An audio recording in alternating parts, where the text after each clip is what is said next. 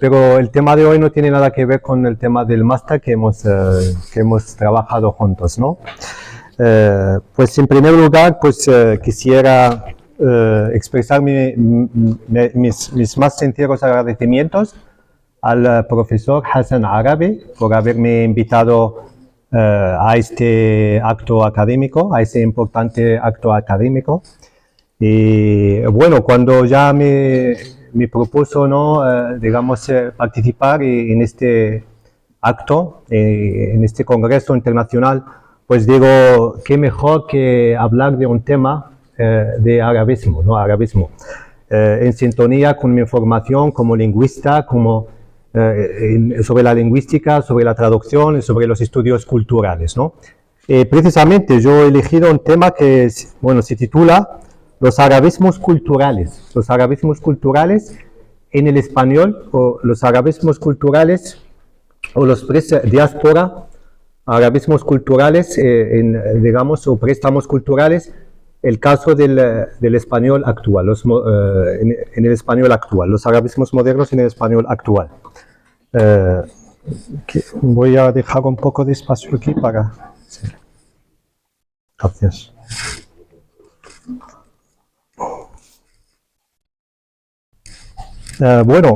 Primero quisiera hablar de... Está bien así, ¿no? Vale, muchas gracias. Primero quisiera, pues, el tema, ¿qué tiene el tema con el tema de la diáspora, con la inmigración? Pues, como se ha visto antes, ayer, se ha estudiado aquí muchos compañeros, muchos colegas, se ha estudiado el tema de la diáspora desde diferentes puntos de vista. Y yo hoy en día también tengo mi punto de vista, ¿no? Desde otra perspectiva, que es la perspectiva lingüística y cultural, ¿no? Bueno, cuando hablamos de arabismos, claro, hablamos de los préstamos. Y pues conviene hacer una matización, ¿no? Una delimitación terminológica del tema préstamos, porque yo precisamente de lo que voy a hablar, de los arabismos culturales, son los llamados también extranjerismos. Como bien sabemos, pues cuando hablamos de extranjerismos hay una diferencia entre lo que es el extranjerismo y lo que es el préstamo, ¿no? El préstamo normalmente, pues son palabras como lo definía, ¿no? El mismo Lázaro Carreter, pues textualmente, elemento lingüístico, léxico de ordinaria, que una lengua toma de otra, bien adaptándolo en su forma primitiva, bien imitándolo y transformándolo más o menos. O sea, a partir de esa definición, cuando hablamos de extranjerismos, que es el caso de los arabismos modernos, sobre todo los arabismos culturales, estamos hablando de unos préstamos que no son adaptados, ¿no? No son adaptados, a diferencia de otros préstamos que son adaptados. Como ejemplo más ilustrativo tenemos la Edad Media, ¿no? La Edad Media, los arabismos de la Edad Media, ¿no? Que esos son unos arabismos, son unas palabras adaptadas, ¿no?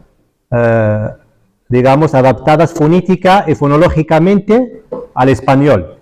Pero de lo que voy a hablar yo hoy se llama extranjerismo, ¿no? Extranjerismo, pues son palabras no adaptadas, ¿no? a la fonética y la fonología del español, ¿no? Y bueno, precisamente también, pues hay otros lingüistas que, por ejemplo, en su clasificación de los préstamos, pues aparte de préstamo extranjerismo, también hay otros tipos de préstamos, como son, por ejemplo, la terminología préstamo parcial y préstamo integral. Cuando hablamos de un préstamo integral, también pues hablamos, por ejemplo, de los préstamos léxicos, pero el préstamo parcial estamos hablando sobre todo de lo que son los calcos, ¿no? Los calcos semánticos, hay calcos semánticos, los que afectan al significado, hay otro tipo de calcos, los calcos léxicos estructurales, los más conocidos y los más famosos, ¿no? Entonces, conviene hacer esa precisión. Yo voy a hablar de arabismos, extranjerismos, ¿no? Que son palabras no adaptadas a la fonética y la fonología del español actual, ¿no? Y además, no solo voy a hablar de todo tipo de extranjerismos, sino sobre todo de algunos extranjerismos que suelen denominarse, como Gómez Capuz les llama, préstamos culturales, ¿no? Entonces yo cogí de Gómez Capuz esa terminología. ¿Por qué culturales? Culturales porque, claro, porque tienen una carga cultural, porque son diferentes. Porque, por ejemplo, si en la Edad Media, por ejemplo, había mucho préstamo, por ejemplo, en lo que se refiere a la gastronomía, por ejemplo, azúcar, azafrán. Azúcar no es un préstamo cultural, porque el préstamo cultural, azúcar, lo compartimos todas las culturas y sabemos lo que es el azúcar. Pero, por ejemplo, hay otras palabras que son culturales, propias de una cultura, ¿no? Y que es difícil, ¿no? Tienen esa particularidad cultural. Y cuando tienen esa particularidad cultural, es por eso son extranjerismos, ¿no? Porque no se pueden adaptar a la fonética y la fonología del español, ¿no? Precisamente porque son palabras culturales. Os voy a dar algunos ejemplos, ¿no? Y vamos a... Bueno, precisamente estas palabras, por ejemplo, aquí tengo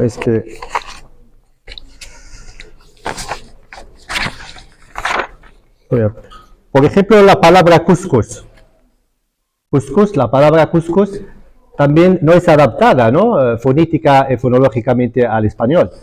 Pues cuscús, por ejemplo, bueno, antes de explicar la particularidad de estos préstamos, quisiera hacer también una matización, que es, digamos, por qué estas palabras, por el mero hecho de que son palabras culturales, ¿qué es lo que pasa? Producen y provocan un fenómeno lingüístico. ¿Qué es el fenómeno lingüístico que provocan o que originan? Es el cambio semántico, por el desconocimiento cultural. Muchas veces por el desconocimiento cultural, pues asistimos al cambio semántico de estas palabras, ¿no? Y es un fenómeno, no es nuevo, el fenómeno también conocido en la Edad Media, ¿no? Por ejemplo, la famosa palabra alfadía en español, origen, en la Edad Media estoy hablando, al-hadía, pero cuando pasó al español no conservó su significado. Alfadía en español, que cayó en desuso ahora, pero en la Edad Media significaba cohecho, soborno, y no tiene nada que ver con el árabe. ¿Por qué? Porque es una palabra desconocimiento cultural, ¿no? Es desconocimiento cultural. Entonces, en las palabras culturales, o por ejemplo podemos dar otro ejemplo de al-garibo en la Edad Media, el garibo en árabe lo sabemos que es extraño, pero el garibo en la Edad Media en español, cuando pasó el préstamo al español, significaba el perverso, el malo, ¿no? Entonces, este cambio semántico, asistimos a este cambio de significado o cambio semántico, todavía más en las palabras culturales. En las llamadas palabras culturales son de carga cultural. El concepto de palabra cultural pues ha sido tratado sobre todo en la traducción por Neumark, ¿no? Y también por Nida, también por Flakov y Floren también. Entonces yo quería aplicarlo a un estudio lexicológico, ¿no? Estas palabras, pues hablando de los arabismos en el español actual. Pues vamos a empezar con la palabra cuscús. La palabra cuscús, como decía, comida típica, ponía, yo buscaba en la GAI, ponía comida típica magrebí hecha con sémola en grano y salsa, servida con carne o verdura. Pero aquí la palabra couscous en la cultura marroquí, por ejemplo, no significa lo mismo. Porque precisamente cuando hablamos de couscous, en Marruecos hay un elemento muy definitorio de la palabra, que es la evaporación, ¿no? Es la comida que se evapora. Pero aquí, en el significado en el español, pensamos más en las migas que en el couscous. Porque precisamente cuando por ejemplo, en la GAE, cuando yo estaba contemplando, ¿no?, y analizando este significado en el diccionario de la GAE, pues suena más a migas que otra cosa. Amigas, ¿no? Las migas, pues, son parecidas, que también ponía, por cierto, las migas en español, definición, que una de las palabras son migas trigo duro, ¿no? Sémola de trigo duro, lo mismo que en el couscous en árabe, ¿no? Pero aquí el elemento evaporación no se ha resaltado. Entonces aquí estamos ante la particularidad de esta palabra, que es el couscous, ¿no? También tajín, bueno, hay muchos arabismos que, sobre todo asociados a la gastronomía. También tajín, ¿no? Tajín ponía en el diccionario guiso, pero no es guiso, no. El tajín no es guiso, ¿no? Es diferente. Cuando hablamos de tajín es una palabra cultural. El tajín tiene mucha historia, ¿no? El tajín, por cierto, apareció según cuentan algunos historiadores, en el segundo siglo, ¿no? Después de Cristo, en la época del emperador romano Trájano. Y además cuentan los historiadores que el origen es bereber, ¿no? Amazir, de la zona de Sus, ¿no? Tiene toda una historia, ¿no? El tajín, pues eso, por ejemplo, no se refleja en el diccionario tampoco, ¿no? Digo, son palabras, digamos, que cambian de significado, ¿no? Cambian al pasar al otro idioma, a la otra lengua, al español en este caso, ¿no? Aquí tengo más ejemplos. Estoy un poco desordenado. Bueno, aparte del tajín también, la palabra halal. La palabra halal, por ejemplo, yo la busqué, ¿no?, en el diccionario de la GAE, ¿no? Ponía dicho de la carne procedente de un animal sacrificado, según los ritos prescritos por el Corán. Pero en la cultura árabe halal es otra cosa, Básicamente es otra cosa, porque cuando hablamos de halal en la cultura árabe, entonces, ¿qué pasa? Cuando estas palabras pasan al otro lado, pasan al otro idioma, en este caso al español, cambian de significado. ¿Por qué? Porque son palabras culturales. ¿Por qué? Por desconocimiento cultural. Entonces, como por ejemplo estaba hablando yo de halal. Halal es un término, ponía en el Mu'jam al-Wasit, en árabe, diccionario árabe, ya lo traduciré yo, مصطلح ديني يستعمل للدلالة عن العمل الذي لا يثاب فاعله ولا يؤثم تاركه هو أحد الأحكام الخمسة على الأشياء والأعمال. Entonces estamos hablando de otra cosa totalmente diferente, sobre todo en relación con la cultura religiosa. El hukm, mubah, ¿no? Es algo, digamos, es un término religioso básicamente. No tiene nada que ver con halal en la cultura española o en el diccionario por lo menos, ¿no? Entonces aquí también hay otro caso donde asistimos al cambio semántico. Sin embargo, este cambio lo veo por desconocimiento cultural. Lo que pasa, hay otro tipo de cambio que muchos analistas del discurso, especialistas del discurso, dicen que no se atribuye a desconocimiento cultural, sino más bien aquí asistimos a otro tipo. ¿Cuánto tiempo tengo? 5 minutos. Vale. Aquí asistimos a otro tipo de cambio. Es la imagen negativa. Es dar una imagen o dar una connotación negativa al préstamo cultural. Por ejemplo, la típica palabra jihad, por ejemplo. Jihad, lo que en la cultura árabe musulmana significa principalmente es el esfuerzo espiritual, ¿no? Y todo eso pasa en la GAE, por ejemplo, el diccionario de la Real Academia, a significar básicamente la guerra, ¿no?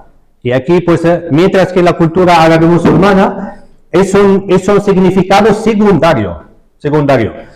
Y según dicen muchos analistas del discurso, esto se atribuye sobre todo no solo al desconocimiento cultural, sino también a la imagen negativa de Occidente sobre los musulmanes, sobre Oriente, ¿no?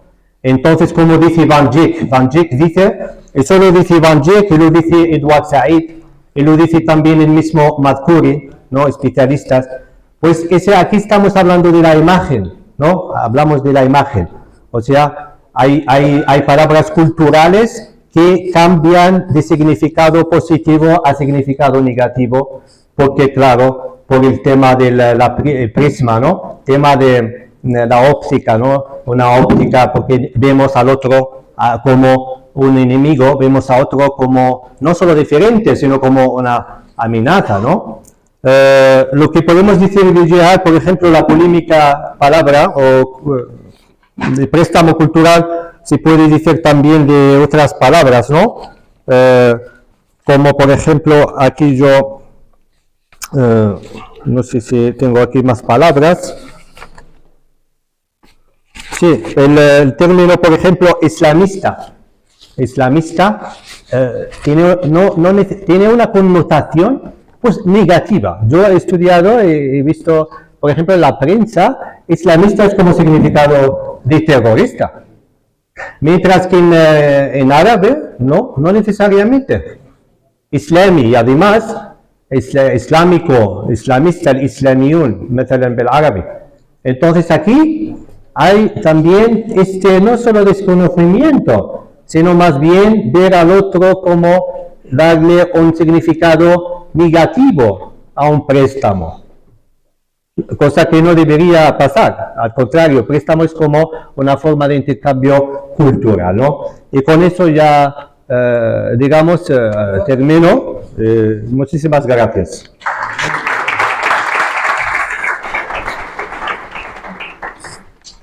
Bien, vamos a pasar ahora a... Bueno, hace falta.